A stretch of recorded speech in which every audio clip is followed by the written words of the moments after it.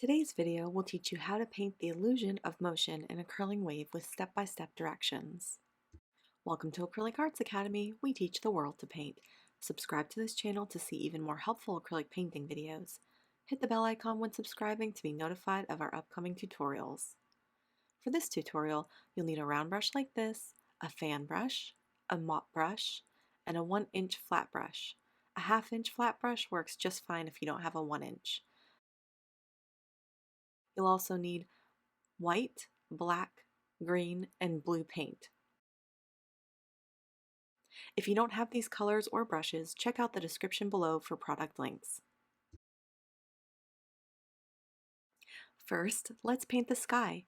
For this part, you'll need a 1-inch flat brush and sky blue, which can be mixed by adding lots of white and a dash of blue. Paint the top half of your canvas using this color, using wide side-to-side brush strokes, as you see here. Do your best to create a straight line across the canvas, but don't worry if it's imperfect. As you work upward, scoop up a little bit more white paint with your brush and add it to the canvas. The result is a nice gradient that makes the sky look dynamic. Next, we'll begin to paint the wave. For this portion, you'll need a clean 1-inch flat brush, primary blue, and a bit of black paint. Load up your brush with primary blue paint and apply this color to the bottom left corner of the canvas. Use sweeping brush strokes upward as you see here. This simple technique will begin to portray movement in the water. Let's use a wet-on-wet blending technique without washing the brush by adding a bit of black to the corner over the top of the blue you just added. Use the same type of brush strokes here. Clean off this brush and add a little piece of blue where we have done so here. This design will make more sense as we move forward. Keep adding primary blue to this swoop design, moving upward.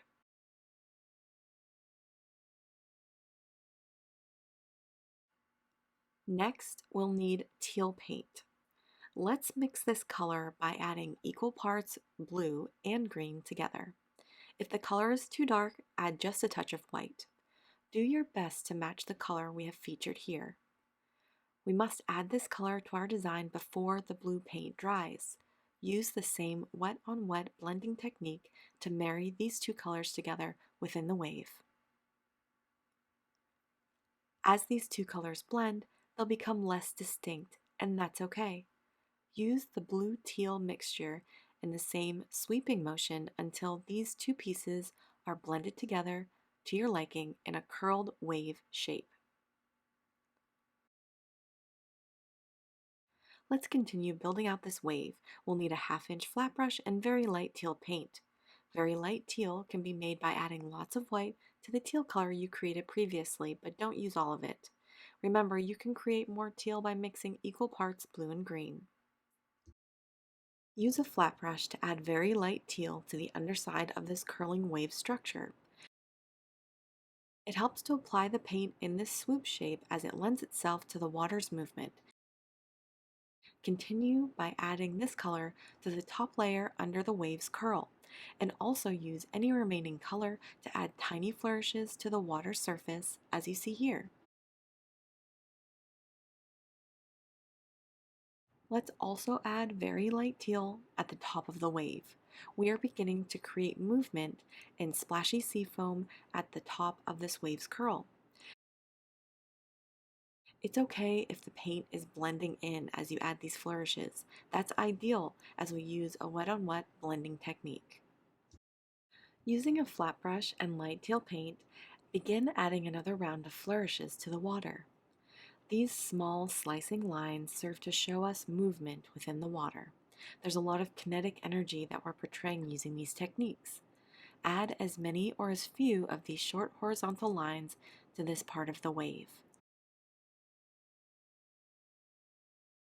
As the paint begins to blend in fully and work itself off the brush, add a few of these flourishes in a curling pattern up the side of the wave on the right of our canvas.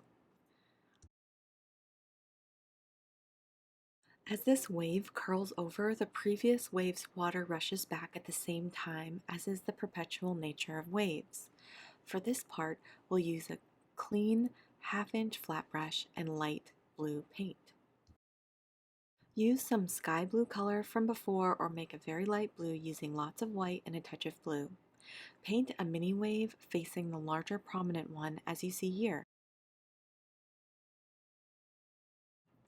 Apply the paint in a curling motion and blend some more white in as you continue this phase. As the paint naturally works itself off the paintbrush while you're adding this color, move toward the crest of the large wave. Apply some of this light blue very sparingly across the top edge of the wave just above the water. It's okay if this part doesn't show up very well. The subtlety works for us in this instance. When you reach this right side of the canvas, start swirling your brush in larger circles, allowing the paint to fade as you work. This will help us create sea spray.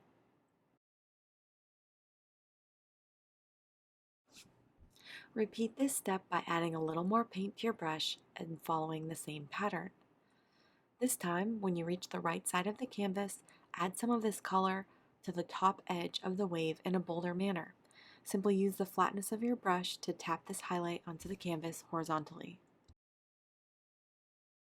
Now we'll switch to a round brush in either white paint or very light teal.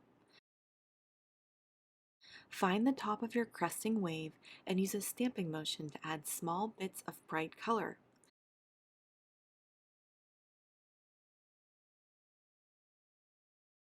This will act as the sea foam. Choose various areas that make sense, as we have here, to add this bright colored sea foam and spray to this form. Repeat another layer over the top of the wave as necessary to make the color pop.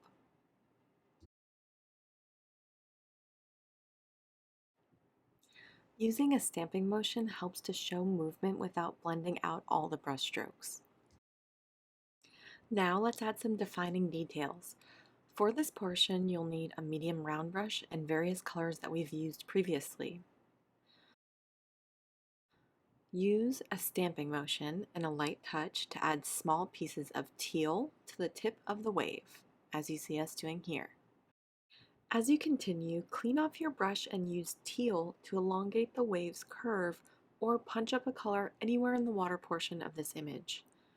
You can use any variation of colors to do this, follow your creative intuition, and add the various colors where needed. This step is about refining and defining the created form.